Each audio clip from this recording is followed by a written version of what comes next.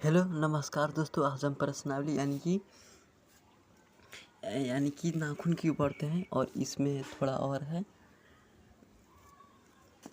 क्या नाम है उसका, भारत से हम क्या सीखे उन सब प्रश्नों को करने वाले थे। चलिए बने रहिए।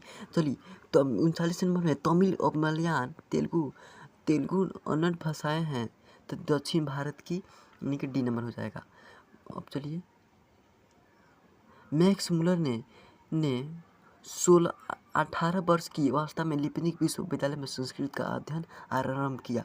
18 हो जाएगा। यूनान और रोम के संपूर्ण इतिहास का अधिक विशाल है संस्कृत भाषा और साहित्य। स्वामी विवेकानंद को वेदांती किसे कहा? तब मैक्स मुलर को कहा। उसके बाद से किसने अध्ययन क्षेत्र में भारत के कारण नवजीवन का संचार हो जगह नीति का था? निम्नलिखित में किसी कौन हिंदी आलोचना का महत्वपूर्ण हस्ताक्षर है? तो मैक्स मुलर हो जाएगा, यानी कि सी नंबर हो जाएगा। मेघदूत का जन्म अनुवाद किसने किया? मैक्स मुलर ने। लहसुन मरचा नाखून क्यों बढ़ते हैं? आचार्य हजारीप्रसाद द्विवेदी का उनकी किस रचना पर साहित्य अकादमी पुरस्कार प्राप्त हुआ? आलोक पर्व, यानी कि एक का सी नंबर हो जाएगा। ललित निबंध है नाखून क्यों बढ़ते हैं? हजारीप्रसाद द्विवेदी द्वारा रचित पाठ है, तो नाखून क्यों बढ़ते हैं? हजारीप्रसाद द्विवेदी का जन्म कब हुआ था? तो हजारीप्रसाद द्विवेदी का जन्म कब हुआ था? तो 1907 ईस्वी को, यानी कि 1907 ईस्वी को उनका जन्म हुआ था। 1907 ईस्वी को उनका जन्म हुआ था। लेखक के अनुसार मनुष्य को नाखून की किसके जीवन प्रतीक है? पाशविक वृत्ति का सहजता पृथ्वी किसे कहते हैं?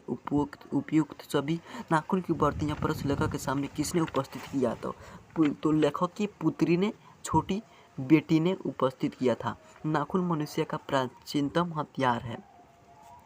उसके बाद से हजारीप्रसाद द्विवेदी को किस पर गर्व है? भारतीय परंपराओं पर। अस्त्र बढ़ने का प्रवृत्ति मनुष्य के विरोधी नहीं।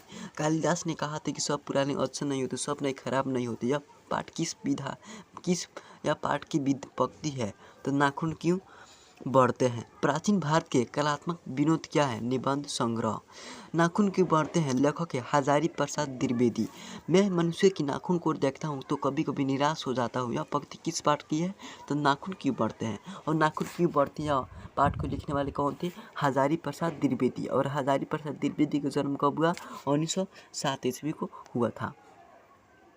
हिंदी साहित्य का आदिकाल किनकी कृति है? हजारीप्रसाद द्विवेदी। कमबख्त नाखून बढ़ते हैं तो बड़े मनुष्यों से बढ़ने नहीं देगा।